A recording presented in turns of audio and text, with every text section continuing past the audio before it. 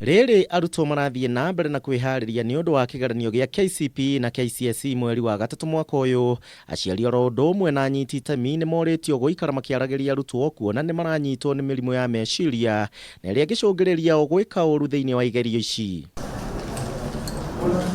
Miario ino erekereirio ni Vice Chancellor wa Zitech University uria wikaine ta Professor Jenge Munene akiuga arutwo aingi mari na meciria maingi ni undu wa kwaga ihinda inene ria kuhuruka na uguo arutwo aingi makanoga meciria. What the government is doing is correct because they want to regularize the intakes and the schedules of programs, academic programs.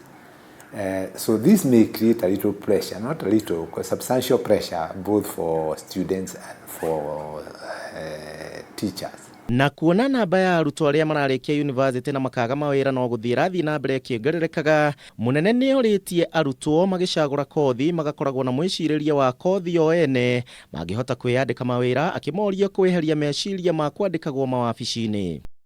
Education in itself should open your eyes. It should make you a better person.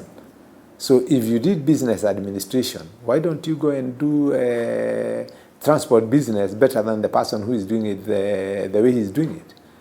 Why don't you go and start a hotel and run it better than the person who have never been to school? So I think essentially education is for opening up people to see opportunities that exist because there are very many. There are very many opportunities.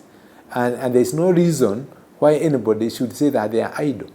Ihinda-inĩ o riu ni atũgĩrĩtie mũbango wa gĩthomo wa CBC akiuria mathukuru oro ũndũmwe na arutani kũhĩmbĩria kuona nĩ njĩra njega ya kũharĩria arutwo kwĩrutĩra mawĩra mao ma moko ningĩ kwĩyandĩka rĩrĩa marĩkia mathukuru. Started training our lecturers in preparation for CBC last year, and every staff who come here must be trained on how to manage CBC.